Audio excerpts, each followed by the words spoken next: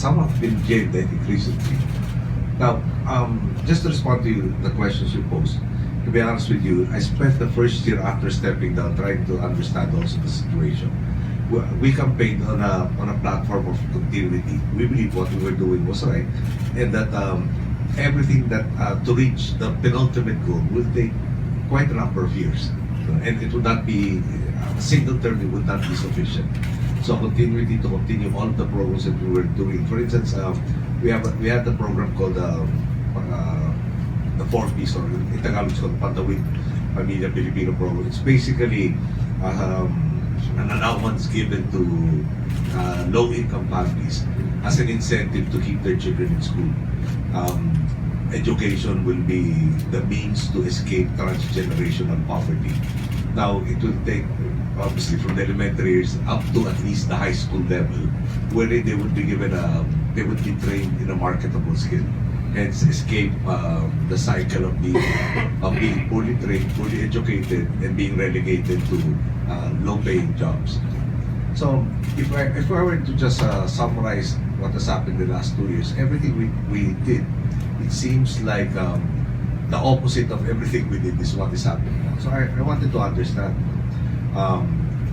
where were we wrong that gave an opportunity for some others. Why take some? If is the perception that which we were doing was wrong, and therefore they chose the opposite of what we were doing. And I seem to have come to, and I don't think I'm the only one who has this opinion. Perhaps they were beginning to taste the fruits of the efforts that we were doing, but they felt that there could be so to say some added features. Perhaps we were looked upon as too kind. People who criticized us were not how should I put it, persecuted. We really believed in championing all of the freedoms. So we said, there are certain sectors that are beyond redemption and rehabilitation. Therefore, perhaps that this radical route might be something worthwhile exploring. Now, what have we been doing? First, we've been trying to get really still in getting all of the right information, given that there's so much control over the media. Yesterday I was reading this article about alternative media in Latin American countries and so many other areas, wherein they have been agents of change. Those that do not peddle, obviously, the fake news, but these have broken, so to say, all the relationships between government that does not have a media keeping it in check and having to respond. So I think that if I have not been as vocal as I have been in the past, it's the idea that it would be best to deliver the message when the audience is receptive to the message. Saying it constantly with people not ready to hear it will not result in a deepening of the understanding. And I believe once I and others speak out, especially for those of us who are ostensibly retired, we will be given at most perhaps one opportunity, and it really makes an impact. There will be so much efforts to suppress us. Leila, I think, is a very good example. Yung one of the points that she raised, being incarcerated, talking about Sen Leila, she's accused of participating in drug trafficking. And the information filed with the court, the initial information filed with the court, neglected to say what drug she's supposed to have trafficked. And under the laws, therefore, there should have been a different crime attributed to her, charged to her. So that was, they conveniently ignored it for a while, and then they modified the information that was filed, and then they proceeded to try her in the regular courts as opposed to going to our ombudsman, which is the normal process for a person at her level. So we are touching base with a lot of the groups that have been with us for a long time and reaching out to others. And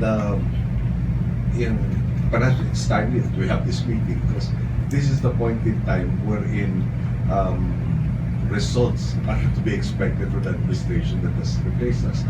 And shall we say that the voices complaining and are already going beyond the propaganda, or seeing beyond the propaganda, are beginning to really open up and say their piece. And of course, by next year we have an election. And the midterm elections are, in effect, a report card on the current administration. So, from a position where we were having difficulty getting candidates, even to challenge, I think that situation is now changing. We will be getting, but I'm not sure if we'll get the whole slate, but I think we will get the majority of that slate. First to campaign, and also to have as victors in the next year's elections. More and more towards that, well, towards the end of this year, I think we will see who actually has delivered on promises and who has not been able to, nor has set up a mechanism to be able to deliver the promises. So there will be a pronounced difference between those who promise and those who actually have put in institutions that can deliver. Okay. So, as a last point, sorry, no, I didn't think I was going to speak tonight. I was preparing to sing if that was a necessity. But since it's raining and we're in the typhoon season, I assume I will not be asked to. But, you know, when, in the darkest days of our martial law period, my dad and I guess the rest of my siblings and my mother, he said one thing. We really felt so alone. You're in the opposition, you don't have access to media. How do you get your message across? He was in solitary confinement, couldn't even deliver a speech. Anything he had to say, we'd reduce it to a mimeograph sheet that you had to pass around surreptitiously, was mere possession of which was considered a subversive act. So, how do we actually awaken the people from their slumber, given this situation? And you know, he said, as Catholics and Christians, he said, it's in the Bible, there's a phrase that says something like, if the time is not right, 1,000 prophets will not make a difference. But if the time is right, not a single prophet may be needed. So, I'd like to think that what we are undergoing right now, martial law was about 35 years ago, when it ended, 30 to 35 years.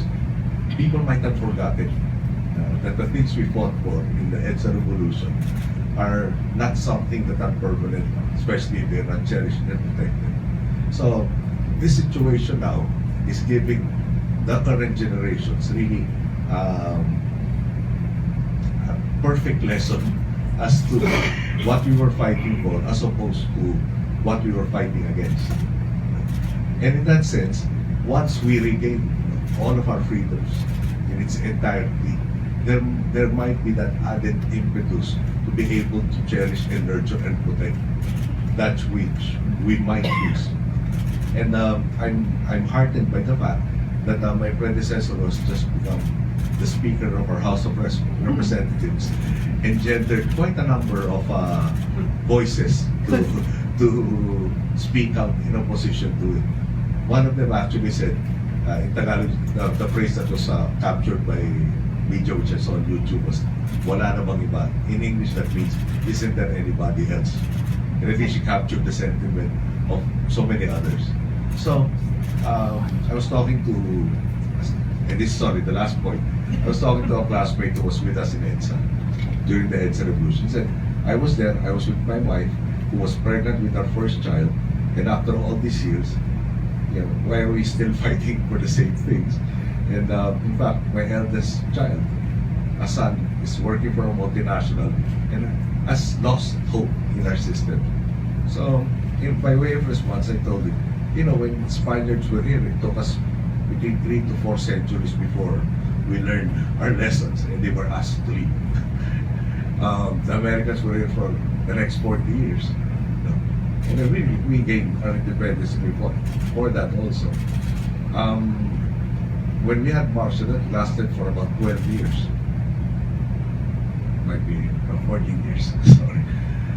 So I think we have it. There has been demonstrative improvement.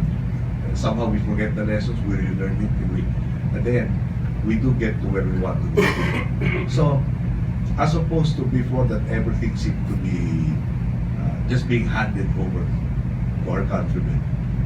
Now, when it is, for instance, that program that I was talking about, the stipend is given every quarter.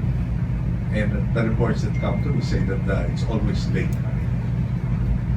It's always delayed, and it's happening, the positive effects of that program. So obviously, our countrymen are known to be tolerant. One quarter, okay, it's late. Second quarter, why is it still late? Third quarter, why is it always late? And by the fourth quarter, will it always be late? There's a natural progression. And they will be, I think they will be noisiest by the elections of next year. And again, perhaps it is a necessary process that one has to undergo to be able to really stand up to defend the things that we all believe in. You know, when I started, the ambassador from Great Britain, when I had the discussion, he called on me, and I said, you know, we envy you, such an established democracy. It seems that your institutions can withstand any challenge. Then he told me something in the effect that, of course, you've had 400 years of trying to make it perfect. Why don't you give yourself a little time? So perhaps that's the key. Trust in your people. They will produce, and they will know best when the right time is.